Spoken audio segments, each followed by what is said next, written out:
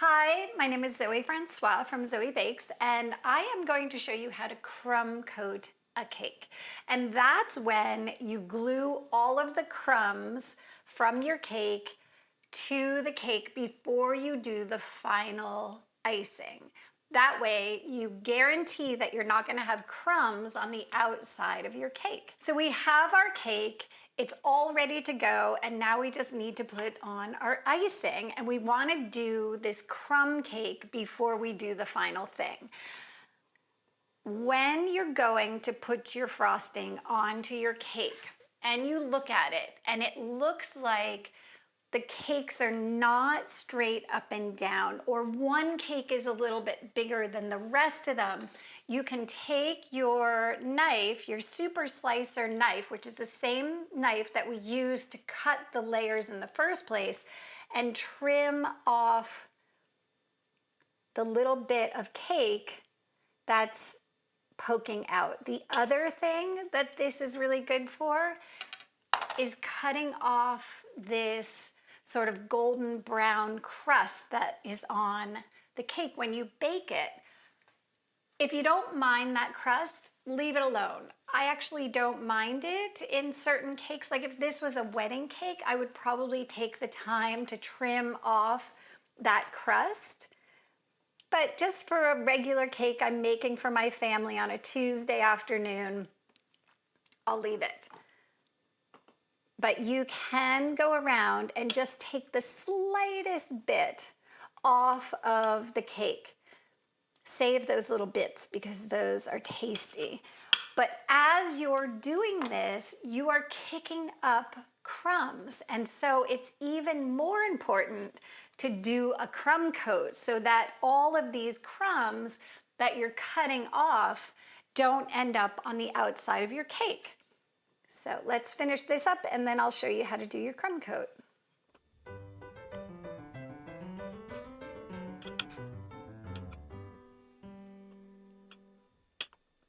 Okay, so I have trimmed my cake so that I've gotten most of that sugary crust off of the outside, and the layers look really straight up and down. So there's none that are sort of hanging over. But I have just created a ton of extra crumbs.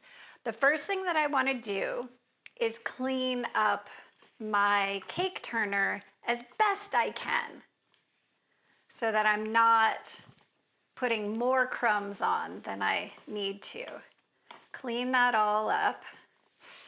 It's just a good idea to keep your work area as clean as possible when you're doing a cake, especially those final layers of the frosting. Okay, so that looks pretty good. And now what I'm gonna do is any of the remaining crumbs that are there, I'm gonna lock them right into place. So I have my buttercream. I'm just gonna give that a stir so that there's no air pockets, especially if you made it earlier and it's been sitting for a while, some air pockets will get into your buttercream. So a good, nice stir with your spatula, or you can put it back on the machine and do it with the paddle attachment. Okay, that looks pretty good. And now I'm just gonna put some right on the top. I'm gonna use an offset spatula or a flat spatula, whichever one feels more comfortable in your hand. For this crumb coat, I'm gonna use the straight flat one, and I'm just gonna spread that buttercream all over the top. Super, super thin layer. You should be able to see cake underneath. And then I'm gonna do the same on the sides. I just want the thinnest skim of the buttercream on the cake just to lock those crumbs in place. I'm not trying to make this pretty. One of the things that you can do is that if when you were trimming, there are bumps or lumps or something's a little bit uneven, you can even it out with your buttercream, and this is a great time to do it. But I am just doing the thinnest layer of the buttercream onto the entire cake and pressing it flat. Okay. So, if you need to add more buttercream to the cake, absolutely do that. Just don't add this dirty spatula to your pristine buttercream. What I'm gonna do is just take the spatula, the rubber spatula, and add some more buttercream to the top, put that off to the side, and use this to finish up my crumb coat. Okay, so once